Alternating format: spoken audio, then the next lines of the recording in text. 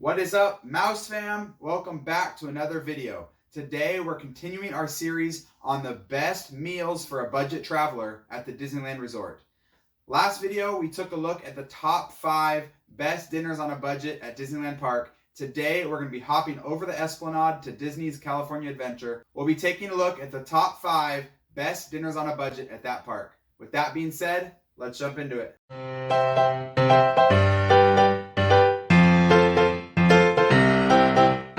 Before we get started, a couple parameters. Just like last video, we're only focusing on dinners. So if the meal does not constitute a full dinner, it's not going to be included. We're also focusing on budget dinners here. So if it's over $13 to $14 a person, that's not considered budget. Even for theme parks, it will not be included on this list. We will be doing follow-up videos on the best lunches and breakfasts on a budget at each park, so you can take a look out for that. The best part about this list as well is all of these options, including the honorable mentions, have mobile order and they all accept Magic Key discount. So if you're a Magic Key holder at any level, make sure you let them know when you order and you'll get anywhere from 10 to 20% off at these restaurants. A couple honorable mentions before we get started with the list. First honorable mention, Flo's V8 Cafe. If we were talking about our favorite meals in general, Flo's V8 Cafe is probably near or at the top of my list. Unfortunately, the dinner options on a budget are just not that great here. Most of their options under the $13 price range are better options for lunch, such as their club sandwich and their Cobb salad.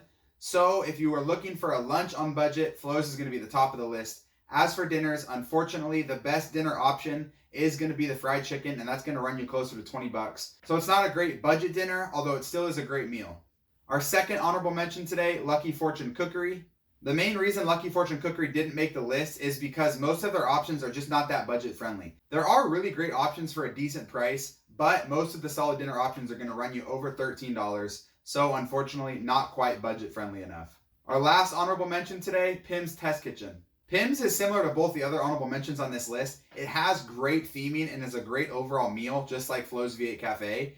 But unfortunately, most of their items are $13 and up, just like Lucky Fortune Cookery. Now, if you have a big group and you don't mind sharing, it does have some solid options for sharing, but most of the time it's not going to be a budget-friendly meal. Still a solid option, not quite budget-friendly enough.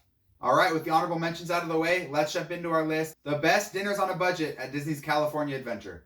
Coming in at number 5, Smoke Jumper's Grill. If we were doing this list 5 years ago, Smoke Jumper's Grill almost for sure would not have made the list. They used to equate pretty similarly to Hungry Bear over at Disneyland Park. And if you watch our video on the best budget dinners at Disneyland, link right above, you'll know our feelings are not too high on that restaurant. Fortunately for Smoke Jumpers, they have definitely increased their product over the last couple years. You can get chicken tenders, chicken sandwiches, salads, and an Impossible Burger, all for under $13. And all the options beside the salad do come with waffle fries. The biggest con going to get Smoke Jumper's Grill, the food is still pretty bland theme park food. It's not super unique. So in that regard, if you have picky eaters, it's a great option. But if you're looking for something a little bit more fancy or at least unique, this is probably not going to get it done. If Smoke Jumper's Grill ever brings back their toppings bar, which was discontinued after COVID, it would probably bump this restaurant a couple spots up on the list. The toppings bar at Smoke Jumper's Grill was amazing and was a reason to go there even when their burgers sucked. Now that their burgers are better and the toppings bar is gone, it's a little bit of a catch-22, but we're hopeful that once COVID starts to die down, they will bring back the toppings bar and will make Smoke Jumper's Grill an even better option. Coming in at number 4, Paradise Garden Grill. Currently, Paradise Garden Grill is serving Mexican food. They do alter their menus pretty often, so this might not always be the case if you go there. But right now, you can get tortas, burritos, pozole, all under $13. One of the best things going for Paradise Garden Grill too is they have a very nice kids menu. If you don't have a big appetite or you are bringing the young ones with you, this is one of the best budget kids menus in the park. The reason why Paradise Garden Grill doesn't come higher, despite all those great options under $13, is because if you really want Mexican food, there's even better Mexican food just down the way, which you'll see later on in the list. So it's not super unique to Disney's California Adventure in that regard. It is a great budget option, but not the best.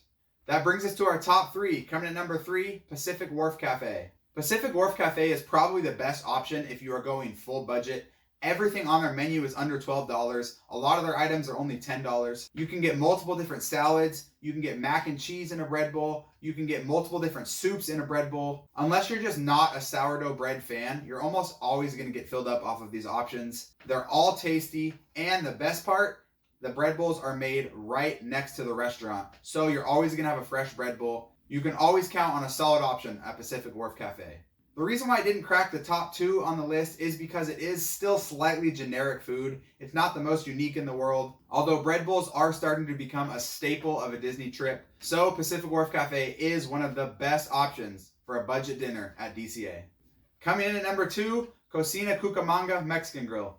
Cocina Cucamonga is located right across the way from Pacific Wharf Cafe, and right now, this is probably our favorite option on a budget at DCA. You have carne asada, you have pollo asado, you have pastor, and our favorite, you have quesadilla, all for under 12 bucks. Now, not all those options are gonna be the most filling, but most of them do fill us up, and they're all super budget friendly. You can always get some sides for pretty cheap from this restaurant as well. You have a fantastic seating area. Just like Paradise Garden Grill, you have a very cheap kids menu if you have any kids with you as well. There's not a whole lot wrong you can say about Cocina Cucamonga Mexican Grill. The only con is it usually is pretty busy, even for mobile orders. So you probably want to plan this one a bit in advance if you're going to eat there if it's a busy day.